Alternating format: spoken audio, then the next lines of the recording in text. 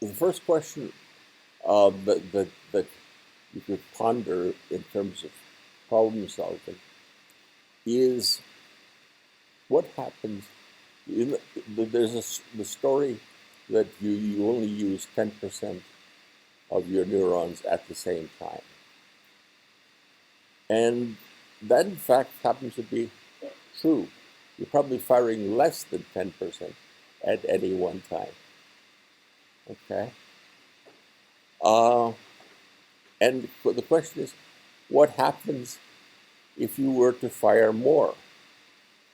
And the possibilities are your brain will do amazing things. I don't know, about 2 or 3 years ago, there was a movie called Lucy, who happened to take an overdose and could do amazing things because she could use all her neurons at the same time. That's one possibility. The other possibility is you become tired. The third possibility is you faint. Okay.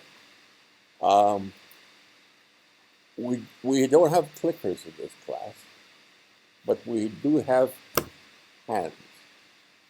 That wasn't a very good hand clap. All those that think answer 1A is correct, hit the table now. Okay? Almost no one. You become tired. Anyone who thinks that's the answer, hit the table. Oh, a scattering of answers. 3, anyone interested thinking that you faint? Loud clapping everywhere. Okay. Yes, you faint. And the reason is that your brain runs out of oxygen. And now and for that reason, the brain has been designed so that it uses only a very few neurons at the same time. You've got, in fact, you're probably activating only about 1 or 2% of your 1 or 2 billion neurons at this very moment. And that's because it takes a lot of energy to keep the brain going. The brain is a tiny little structure, about the size of your fist, but to keep it going, the body uses about 10% of its metabolic energy. About 10% of your blood flows through your brain, rather than the rest of your body, which is many times bigger than your fist. And it does so because it's very efficient. Your Mac uses about 3 light bulbs worth of energy. Your brain uses less than 1 light bulb worth. Okay, which is not bad for doing what it's doing and beating often computers that use a whole building full of energy and related products to keep going.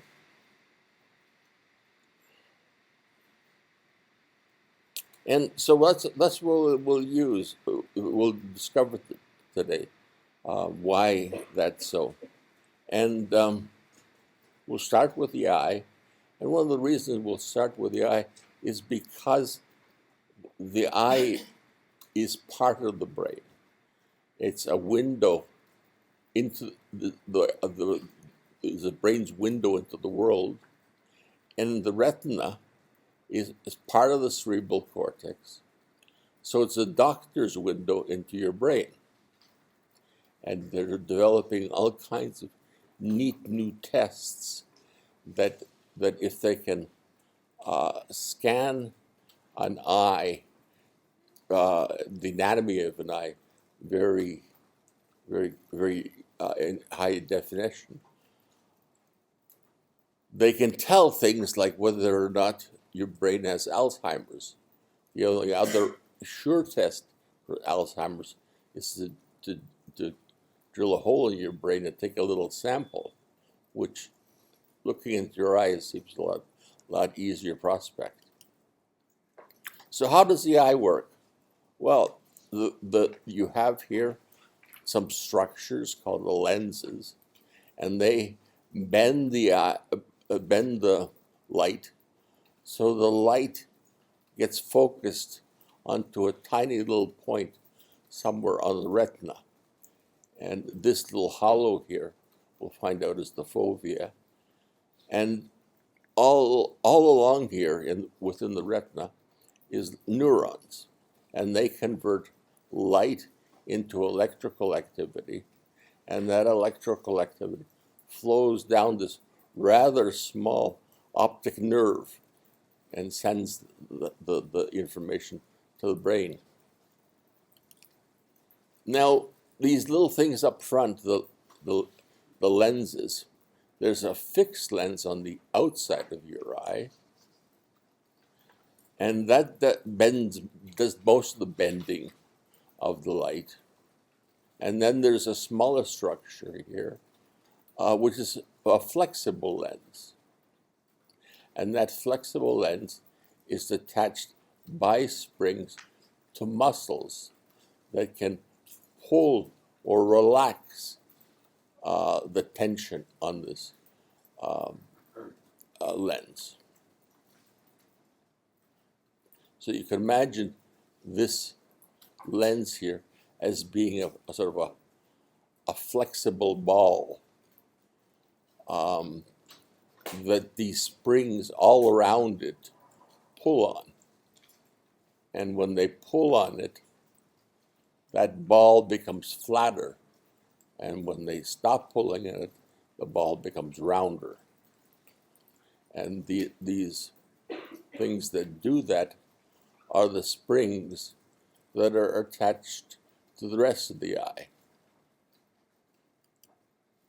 So you can see here that when the ciliary muscles contract, the whole muscle itself becomes smaller in diameter, and as a consequence, the tension on the spring becomes less, and the ball in the middle, the lens, springs back to its natural round position. This ball wants to be round, and these springs are pulling it flat. And when the muscle relaxes, then it becomes larger in diameter, and it pulls harder on the springs, and as a result, the lens becomes flatter. Now you can see what happens when it does that. When it wants to see something far, you can see that the springs relax, and the lens becomes flatter.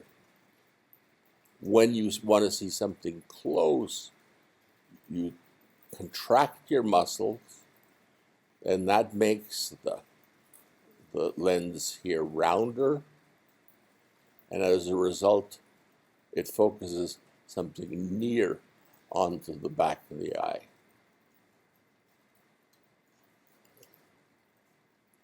Now, your ability to focus depends on two factors. That is, your need for glasses depends on two factors. And the two factors are the shape of the eyeball or the shape of the lens. The eye can be too long or too short, or this lens can be too flat or too round. If it's either too long or too round, you have somebody who can't focus on far objects, far targets. So you are able to see near things, or you're called nearsighted. And what you need is a concave lens. Concave lens is something of this shape, that is thinner in the middle and wider on the outside, in order to be able to see clearly at a distance. If it's too short or too flat, you need the opposite thing. You can't focus on near things, something like you can't read a newspaper. But you can't see far, so you're called far-sighted. And what you need is a convex lens, something that's thicker in the middle, to be able to see that newspaper. Now, as you get old, you have trouble. So you can see here, when the muscles contract, this becomes round. In this case, this is becoming slightly round, but not round enough. And you can't read that newspaper that you're trying to. That's because this lens here, the proteins in this lens, have become stiffer. And one of the things that happens is this lens is taken out in old age, and an artificial lens is placed there instead.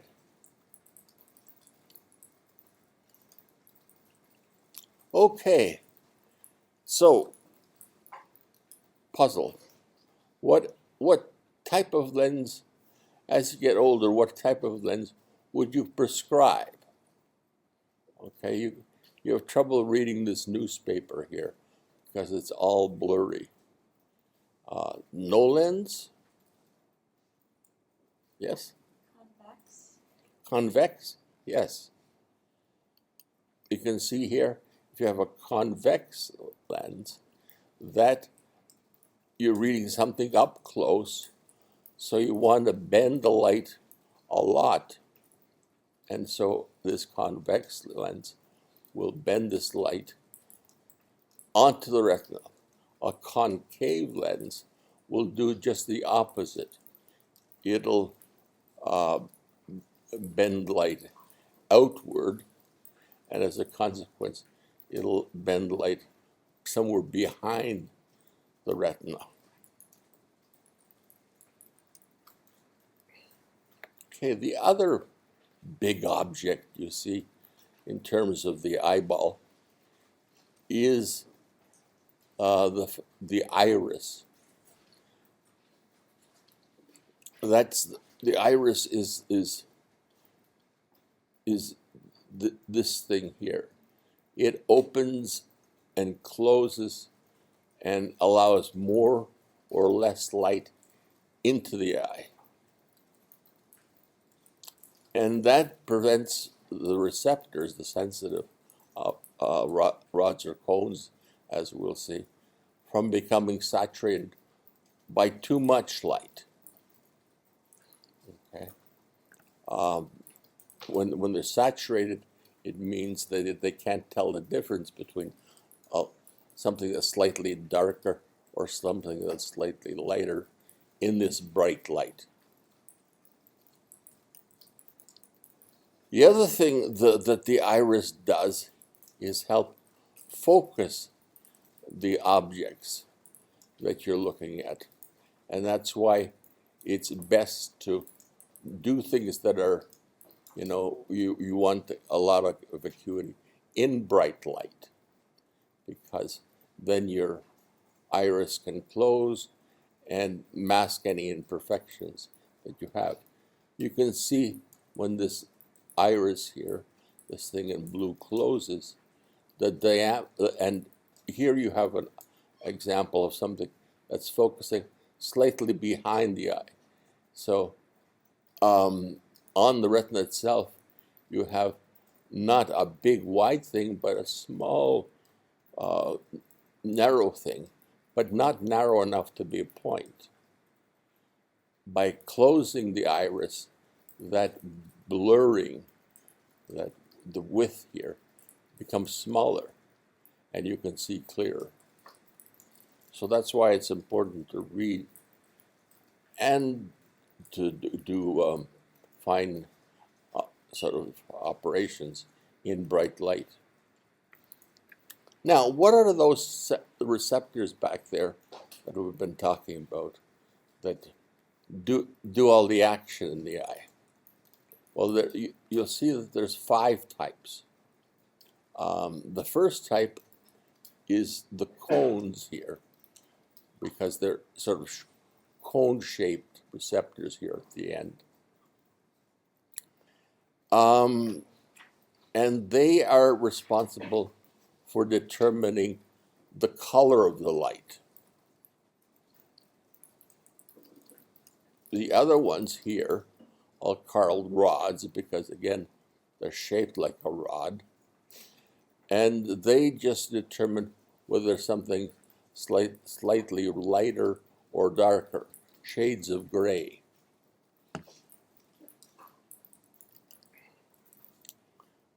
The only output from the eye is this ganglion cell here, and it becomes the optic nerve that sends its signal to the rest of the brain.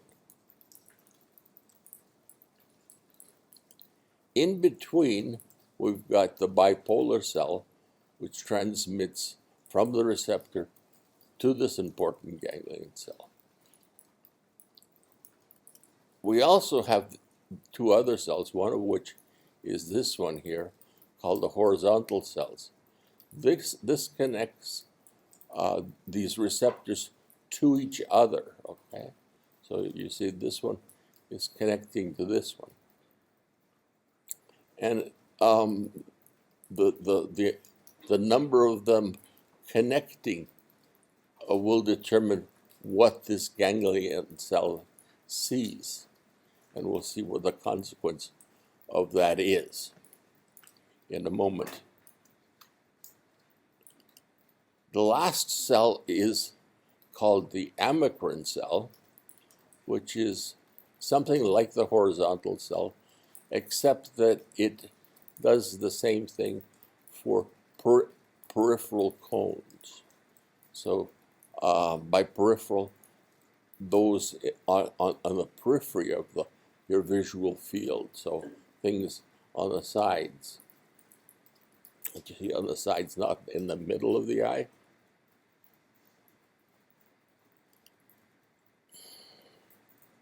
Okay, one of the amazing things about these receptors is that they seem to be wired backwards, because light will produce a decrease in activity. Normally, to fire off a neuron, you need an increase in activity. Here it's responding with a decrease.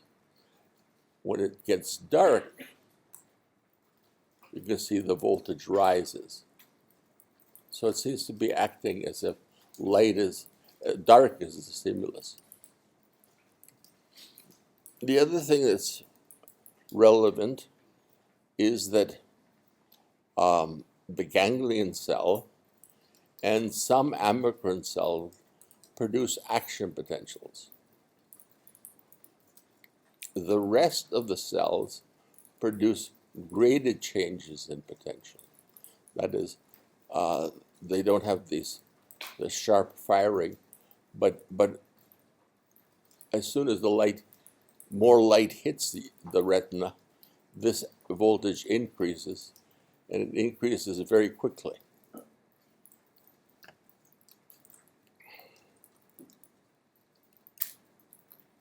Now, ganglion cells have to use action potentials because action potentials are required to send a signal a long distance. Okay, so that's the advantage it has. The disadvantage it has is that it takes time to determine what that signal is, you know. What the brain hears is these action potentials. And for example, this one is firing at, I think, yeah, 0.1 a, a, a millisecond at a time. Okay, there's a millisecond difference between one action potential and the next action potential. And most cells are firing about 10 hertz only, so the difference is even larger.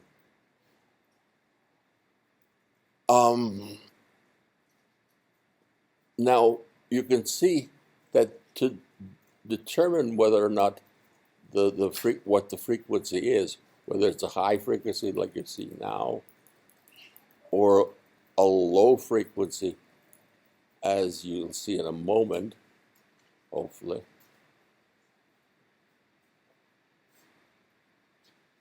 Yeah, okay, here. You have to wait. You have to wait till you see what the next action, when the next action potential occurs. Okay, so you have to wait for the next action potential, and it means if it's firing fast, you don't have to wait too long. If it's firing slow, you have to wait quite a time. But it's not instantaneous. Whereas the graded changes in potential were instantaneous.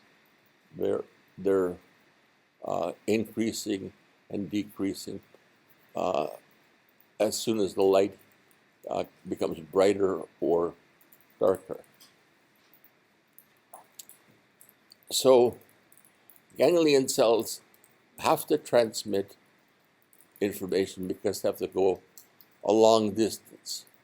The other cells are all close together, and so they can use graded changes in potential.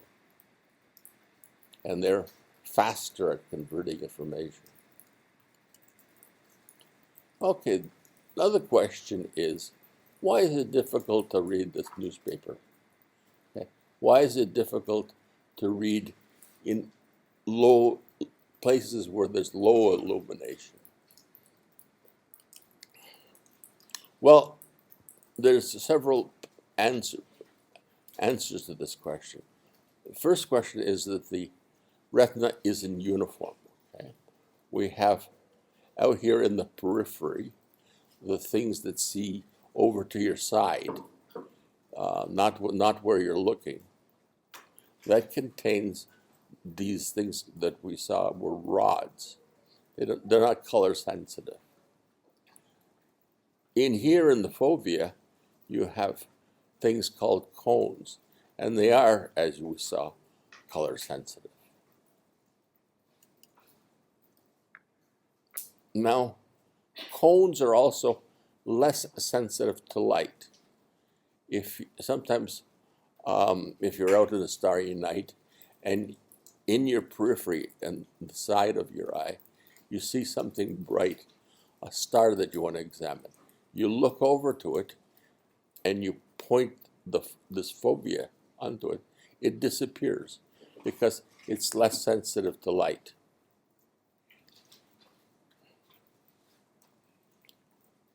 So at low illuminations, all we see is with this peripheral retina, and that sees all in grays. That's why at night color is hard to tell. The last part, or the third part of the answer, is acuity. The very this fovea here, where you have the cones, they're packed tight, and so they have a high acuity. These ones here, the rods, are farther apart, and so they have a lower acuity.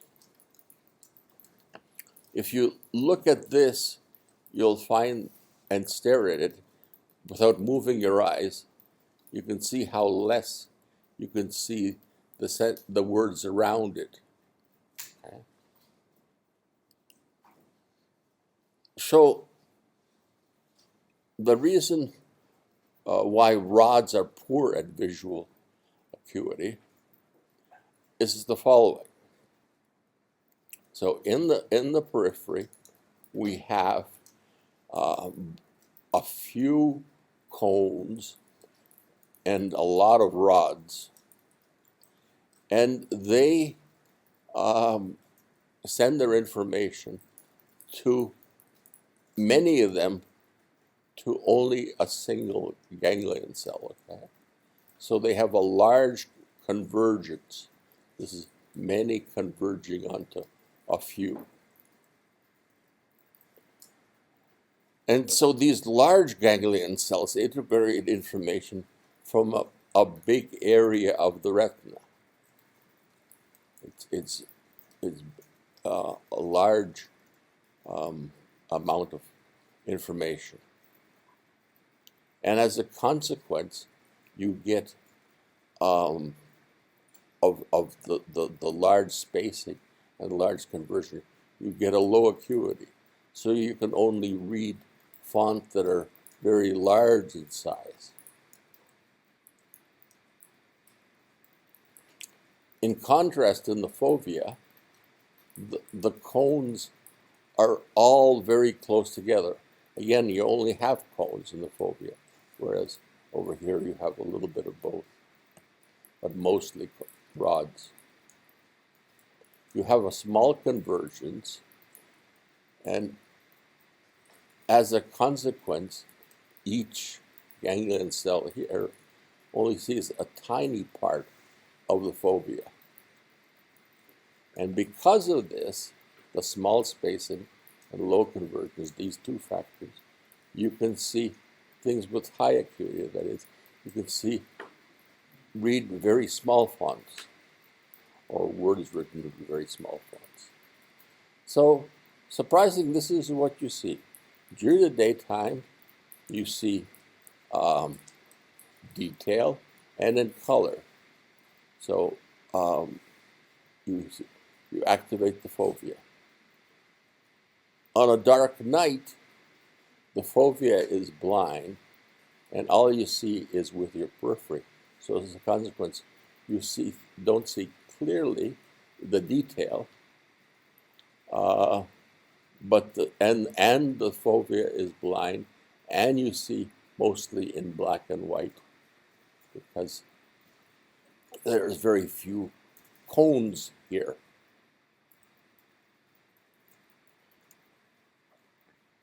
So the optic nerve you can see here is small. The retina is big. How does this big retina manage to send its information over this tiny little optic nerve? Well, it does so by compressing information, sending information that's from the fovea, giving it a big advantage over that's on the periphery. So we saw in the periphery a large conversion, so there's only a few fibers used to represent the periphery. There's lots of fibers used to represent the fovea. The fovea is only something like about 2 degrees. That's about the size of the width of twice your thumb at a distance of the arm. So it's only a small little area that it covers. And yet it uses up half the fibers in the optic nerve here.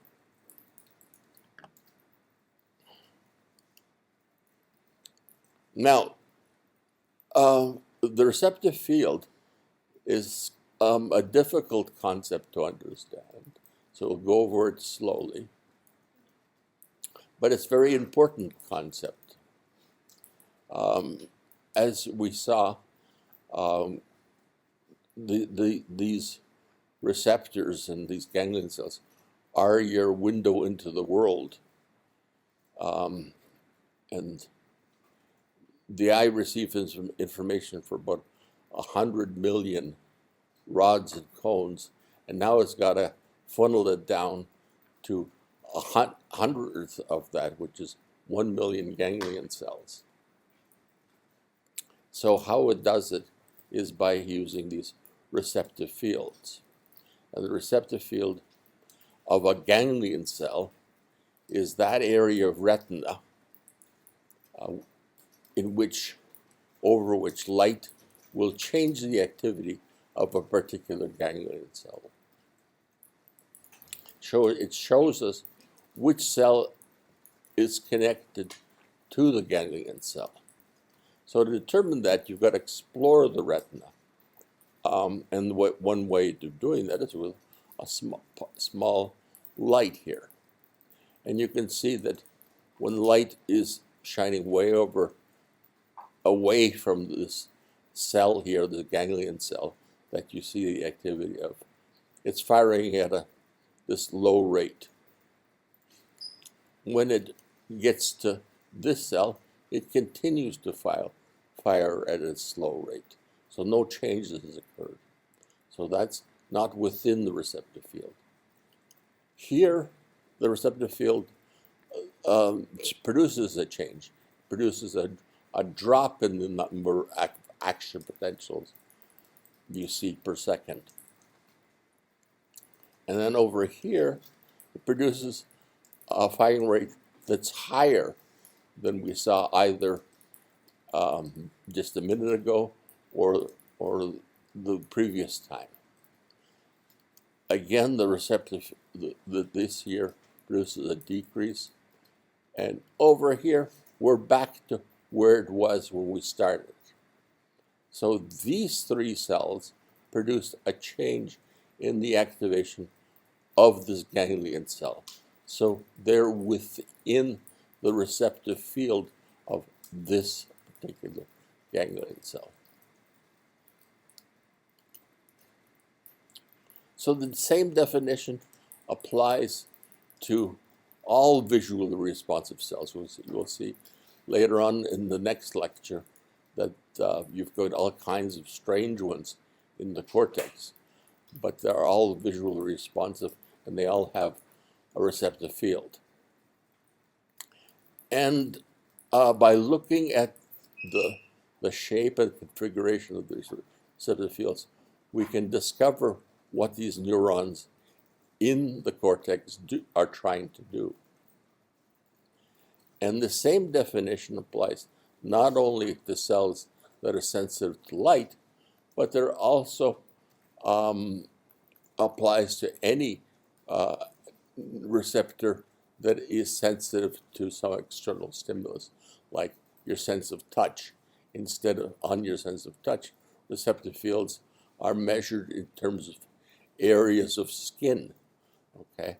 And you do so by pressing the skin with a small object, and you determine its the receptor field of some neuron within the underneath the skin, either just underneath or back down in the spinal cord, what rate it's firing at. So, what kind of shapes of receptive fields do you find in these ganglion cells?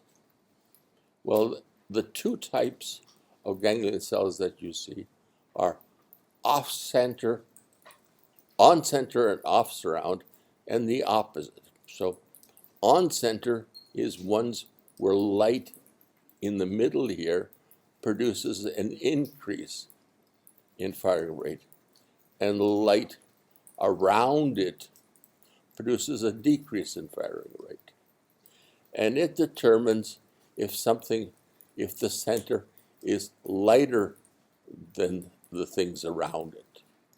So it's looking for lighter objects. This one here, the off-center, on-surround, does the opposite.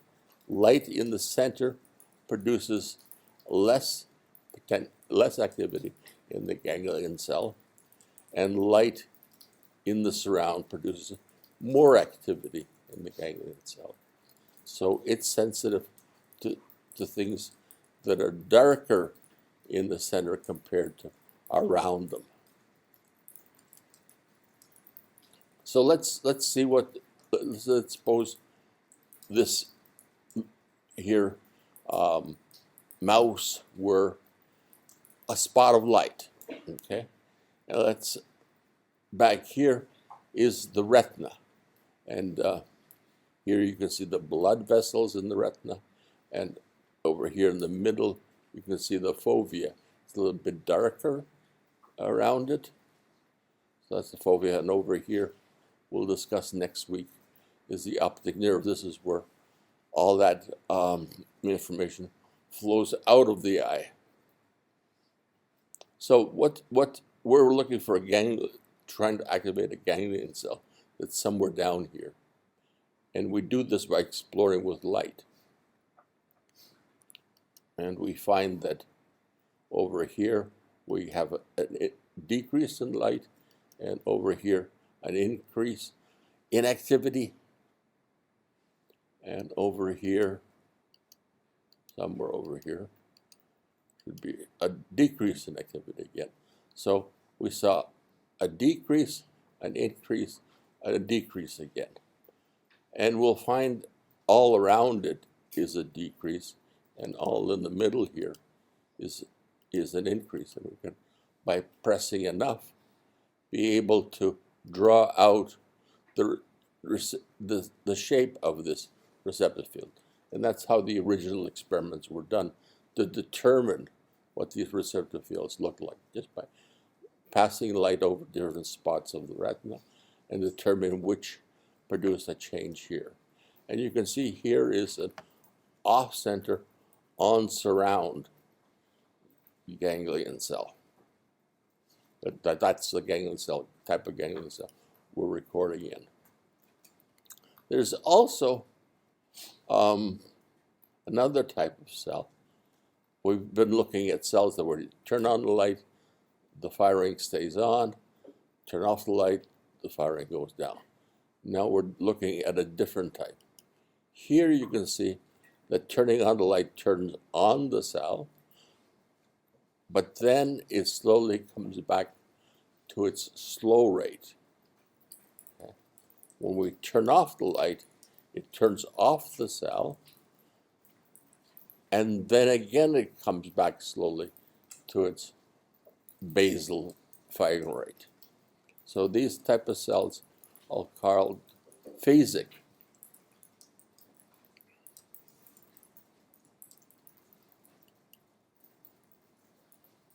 How do these antagonist surrounds produced?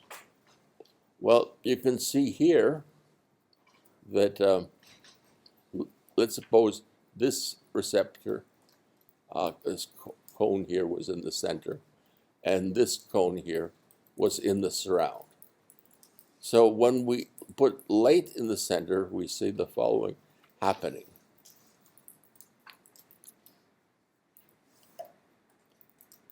First, we put light on, the potential drops. Okay? That means that this is inhibiting less. This is a negative connection, so that produces less inhibition.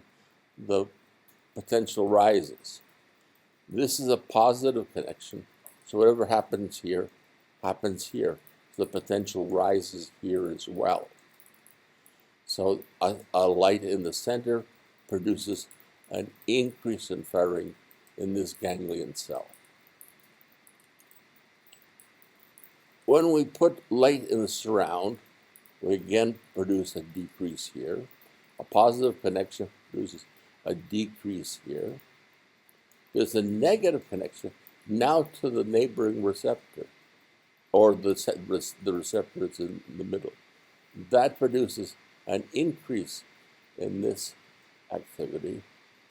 That in turn produces a greater inhibition, so the voltage drops here, and a positive connection produces a drop in voltage here. So here we have a signal on the periphery producing a decrease in activity in the ganglion cell, so an on-centered ganglion cell.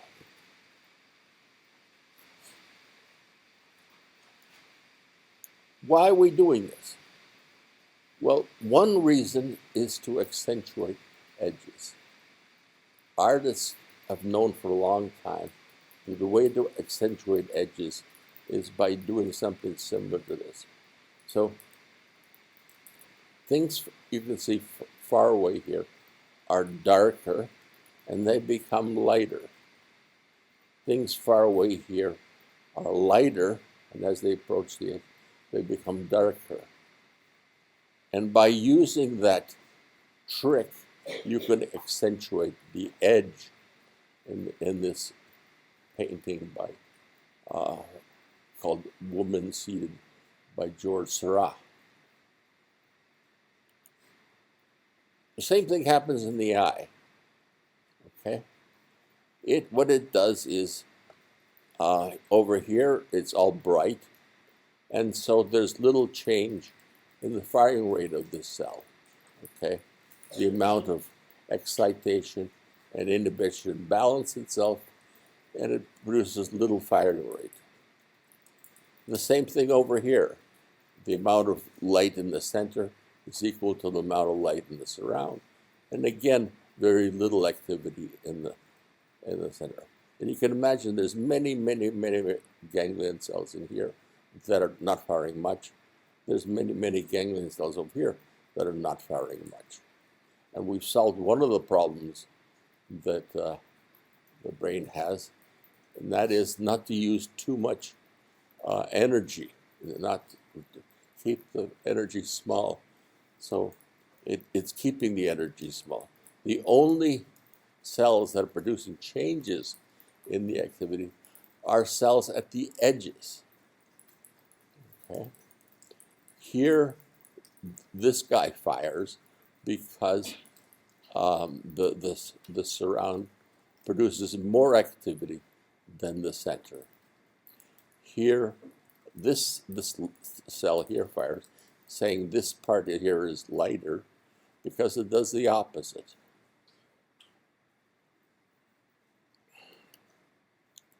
So, how does the brain compute what it does with so few active neurons? Well, one it does by sensing just this thing called the change in activity. It keeps the number of active neurons to a minimum. It also produces these optical illusions. You might see here that things at this side of this edge seem lighter than over here, and this side of the edge seems darker than over here. And again, it repeats itself over here. So this is what your brain perceives. Okay, this signal here. This is what it actually is. They're the same shades throughout.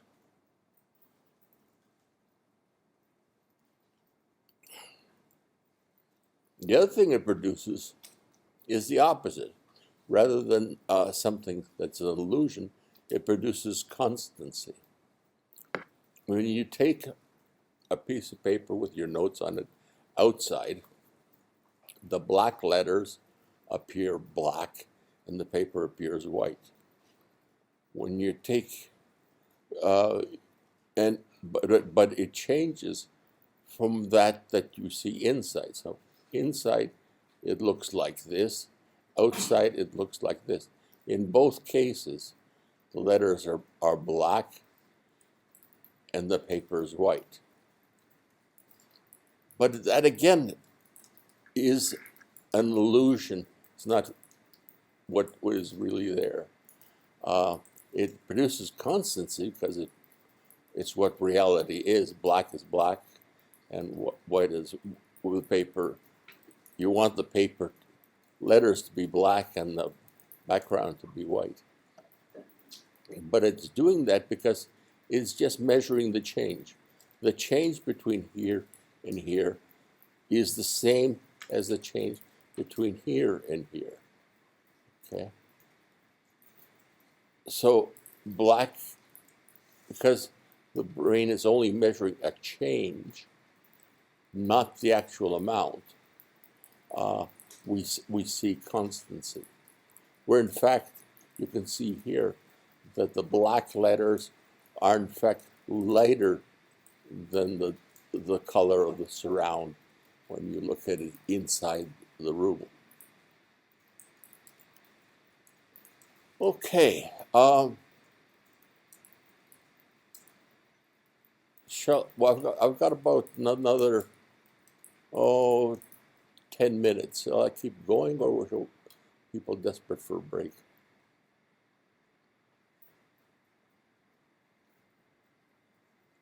Silence?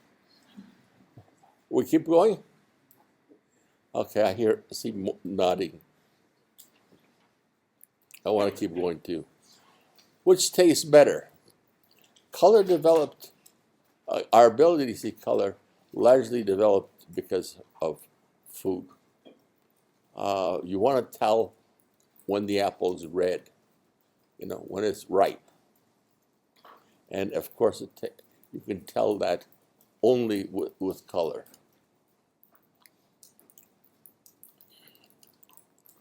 Now, it did this by developing cones that are sensitive to different colors of light. We can see that this is one cone, and it responds best to green light. Colors over here and over here produce less activity to this receptor. Now, what's the consequence of that? We saw that this receptor here was more sensitive to this, but we find that over here we've got a yellow which produces this much activity. That's mostly the bear, and the surround produces this much activity, which is the same. Okay. As a consequence, the bear is largely invisible to this receptor. Not very good survival value. So what happens if we add another receptor? Let's say add a red cone. Well, now this red cone can detect the bear because it produces more activity than this over here, the background.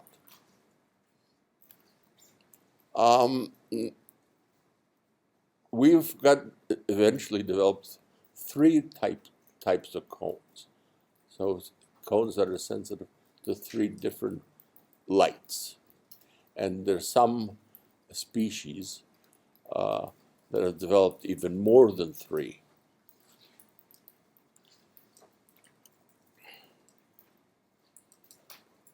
Now, with cones themselves are sensitive to different colors of light, but we'll see that we have a problem that we have to solve, and we solve it with neurons in the cortex. You can see here the activity of this cone is increasing. If it increases because of this, it increases because something is getting brighter. But also, it could be increased because the color is changing from this color to this color. In both cases, this cell will fire more. So it can't distinguish between an increase in brightness versus an increase in color by itself. We need the cortex to do this. And in a minute, we'll find out how it does it. Well, let's just summarize what we have. We've got three different types of cones. One is called a red cone, the other a green cone, and the other a blue cone. The important thing in seeing color is that it's not the same as mixing paint, okay? If you mix uh, green and red light, you can get yellow. Mix the right shades, you'll get yellow. If you combine all the colors, you get surprisingly white light. Now you can imagine that's very different what happens if you take all kinds of color paints and mix them together. You won't get white.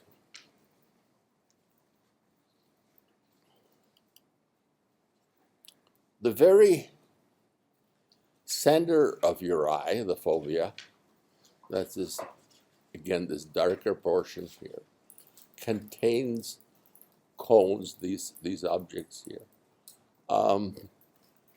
looking spaced like something like this.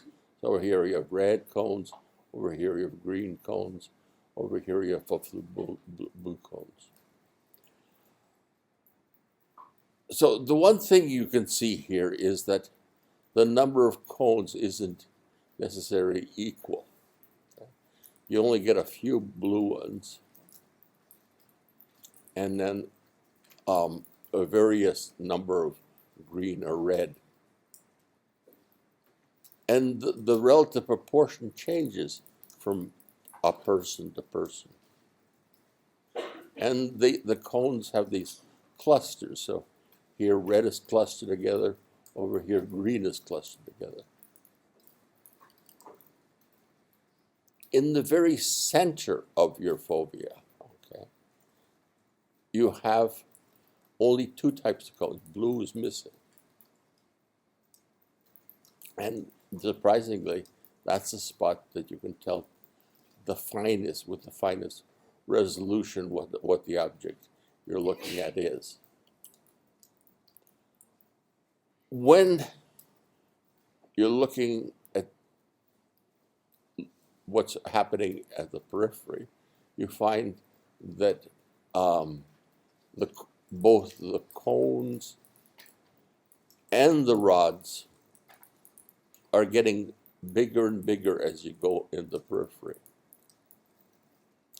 The number of cones drops and the number of rods increases, and their density becomes less, decreases, and the cones become larger than the rods. So these are the changes that happen in the peripheral retina. Most of you should be able to see, when the color goes on, a number here. And if you're not colorblind and your screen is projecting in the right colors, you should be able to see the number of 10 appear when it's in color. There, you can see there something similar. You can see there something similar as well. Okay, at 10. If you're colorblind, then you can't see that change in color. And there's a number of types of color blindness. Now, color blindness is due to or cones themselves contain different types of photopigments inside. And the color blindness occurs because of the genes that produce these photopigments. And as a consequence, you can have either no red cone, no green cone, no blue cone. You can have you can miss two types of cones. Or you could miss all three types, and you just see them in various shades of gray. And finally, it might be that you have a green sensitive cone, but its shape is different from this shape. Okay, maybe it's wider, maybe it's narrower. So there's very a lot of differences in the ability to see color. And as a consequence, probably what most people see is not the same as what the others of us see. Okay? So everyone is probably unique in the color with which he sees the world around him. Now, another quiz. So it's another hit the table as hard as you can. Okay. Suppose you lost all three types of cones. And as a result, you would be able to hit C, hardly anyone. See an apple, hardly anyone. Must have read the next page. See in dim light, again, hardly anyone. And finally, read, almost everyone that's awake. So, yes, that's the answer. You can read. You can see because the object, the rod receptors are still working, and if something's lighter or darker, the rod receptors will be able to tell it, and you'll be able to tell that there's a shape of something there. Can you see a red apple? No, because the rods are the ones that tell you the colors, and you can't tell whether it's red or green or any other shade of color. Can you see in dim light? No, because it's the again, in dim light you'll only see with your rods, and again you won't be able to see detail or the color. And finally, yes, you can read because your cones are in your fovea, and those cones allow you to see the detail. Yes, question. Are rods sensitive to all colored light? Not all colored lights, but they have a sort of a shape that's a bit wider than the cones, and centered around so the middle of the spectrum. So their colors way to the blues and way to the reds that they can see.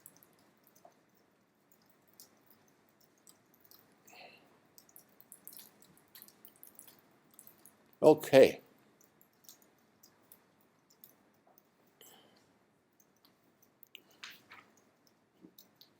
So rods would have more difficulty getting any response from these colors and these colors, but they would respond equally to any of these colors. So the brain can transform, or the eye transforms light, and with different combinations of cones, it can tell the differences between something like 200 hues. So it can tell differences here, but it can tell much smaller differences, 200 different, cut this up in 200 different shades.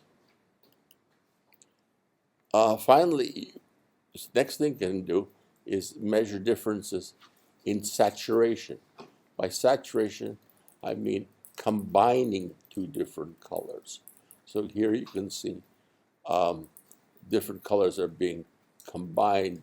As a consequence, this is changing from a pure green to a purple, and the shades in between. When it gets equal amounts of this green and this purple, it becomes either a white or a different, depending on the intensity, a gray of different intensities. But so combining all the colors produces white.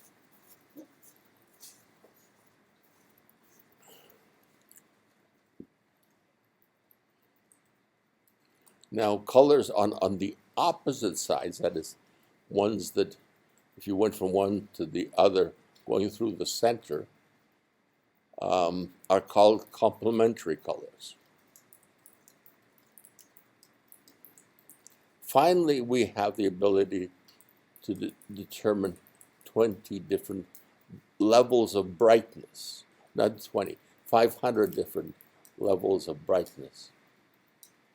And as a consequence, when you take these three cones and you see what their abilities are to determine hue, saturation, and brightness, these three cones can determine 2 million different gradations of color, which is not bad with just three different types of objects. Okay, this is a neat visual illusion, so take your time and do this carefully. Fixate, just keep looking at that white cross. Something strange is about to happen.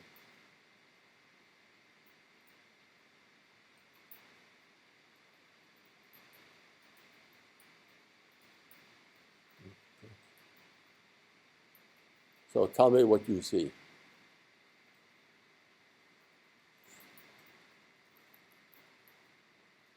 Yes? Even when the yellow dots are what? Yes, and what is the color of the after image? The yellow dots change to something else.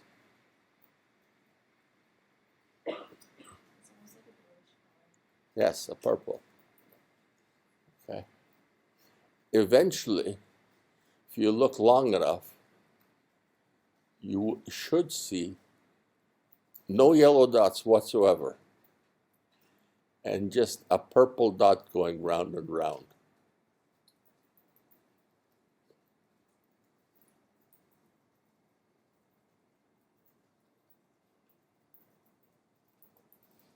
Is anybody getting into that stage? Yeah. Okay. Good. It's kind of neat. So let's try to explain what's happening here. This will tell us a lot about how the brain works. So this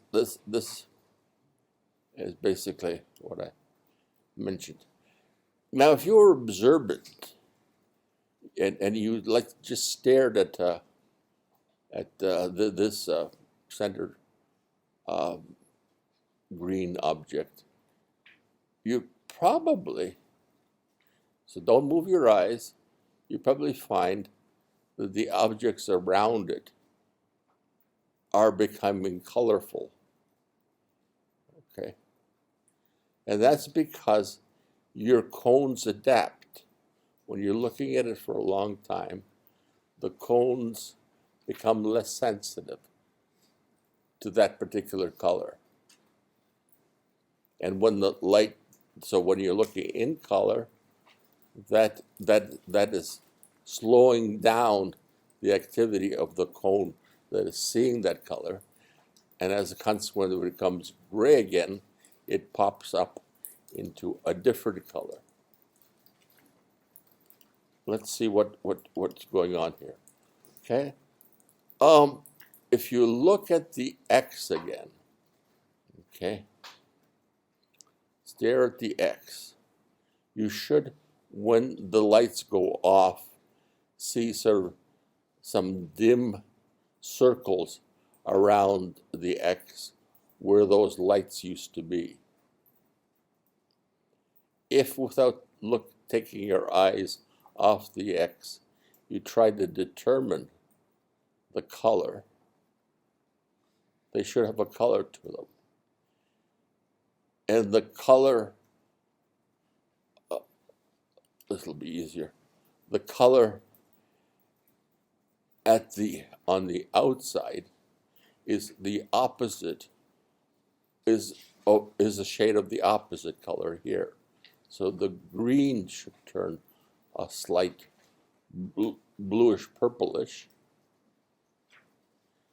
This yellow should turn a slight bluish, and so forth. Okay.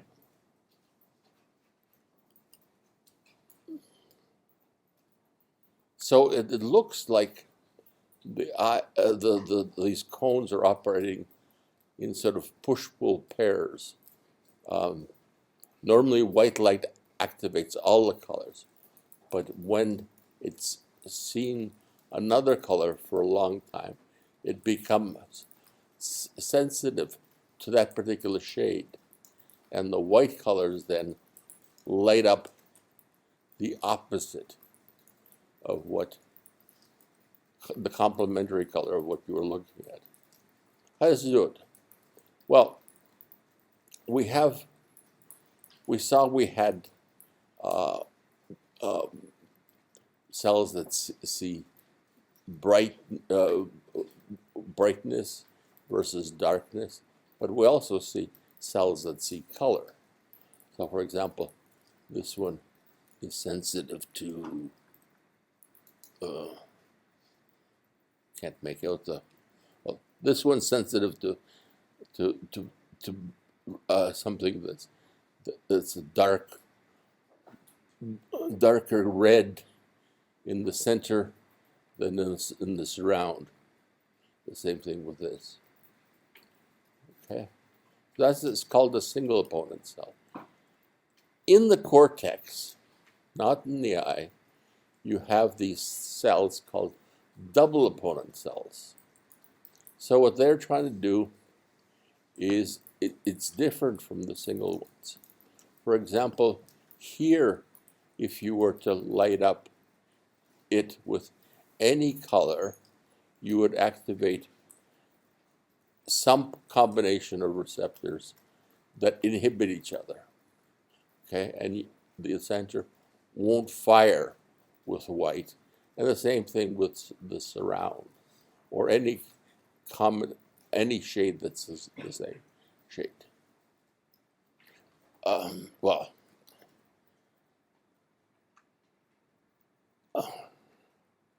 the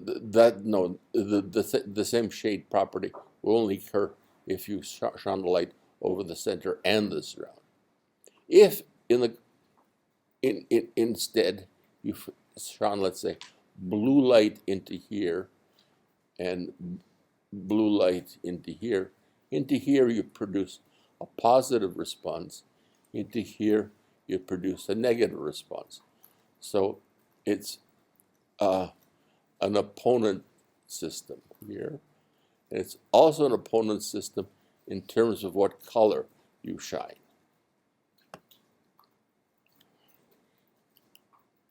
Now, if, for example, we shone yellow in the center for a long time, the red and the green cones would become less sensitive to light, okay, to yellow light. And as a consequence, when we took this yellow light off and just shone white light on it, these blue cones would outfire these red and green cones. As a consequence, this cell here would produce an increase in activity. At the same time, it would produce a decrease in activity on the outside. So you'd see something that's bluer in the center than in the surround. So it'd be sensitive to blue-colored light when the yellow goes off. So when the yellow light went on, the blue light would come on. When the yellow light would go off, the blue light would come on. And that's what you saw in that illusion.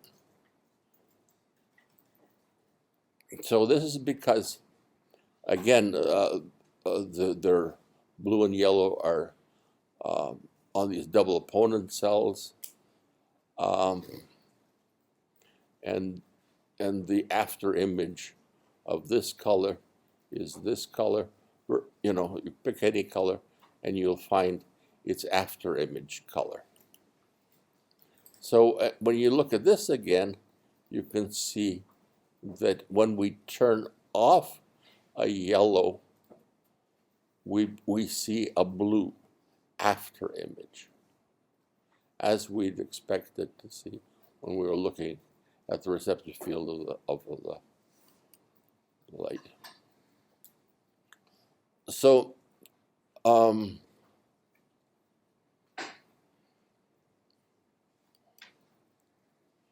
what else happens? Well, the other thing that happens is that certain colors are accentuated. So let's see, we've got our double opponent cell here that we're measuring in the cortex, and we're trying to find out what will produce the best activation of this cell. So if we light up with yellow, we find that the firing rate goes down, so it's not a yellow sensitive cell, but it is a blue sensitive cell. So this cell fires for blue light, more blue light in the center than in the surround. So if we now add yellow to the surround, we produce even more light. So this is one of these double opponent cells. It's sensitive to blue in the center and yellow in the surround. Okay, so the best activity for this cell is something with a blue center and a yellow surround, like you'll see in my tie and shirt. Today I'm wearing a tie and shirt. I will not wear a tie and shirt through the rest of the course. Okay, this is special to illustrate how effective wearing complementary colors can be. And you can pick any complementary color you like to demonstrate it from that wheel we talked about. The other thing about it is that in contrast to sort of edges of light, what happens if you produce a constant light over the whole scene? So let's say this room, all of a sudden you added blue light to this whole room. Well, you'd fire the center and the surround, and you wouldn't be sensitive to that blue light that covered this whole room. The same thing would happen to yellow light that colored the whole room. So these cells are not sensitive to things that are diffuse colors.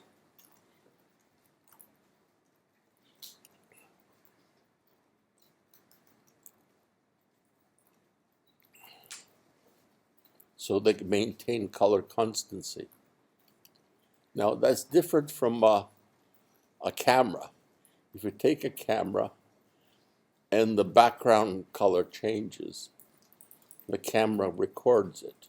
So if you take something indoors with these old-fashioned incandescent lights that have a red hue to it, everything will seem redder. If you take something outside and look at it under sunlight, sunlight has a lot of blue spectrum light in it, and everything turns bluer. So the brain gets rid of that problem by again having these double opponent cells that cancel each other for the same color. So in summary then, the eye does three things. It focuses the image onto the back of the eye. It detects light of various colors in the center here. It processes the information and sends it down the small optic nerve, so it compresses it. as a result, it takes this and produces this. Well, you'll say to yourself, that's not much, not a very good thing to be seeing, you know, this instead of this. Here. So the compression does two things. It takes detailed information that's only centered from a small part of the eye, the fovea. And it only transmits the changes in the color or brightness of something, not the actual amount of that color. And so very few receptors can be activated in the cortex. But so the subtitle of this course is Transformations of Actions and Perception. The transformations that we see here is a transformation from this to this by the processes that we covered in the last hour and a half. And so it seems that the brain shouldn't be able to see in all the details. If you look around the room now yourself, you can see a lot of details in your mind. So something must happen with this information that makes it again as vivid as what you see. And what that process is what we'll cover in the next lecture. Thank you, and we'll see you next week.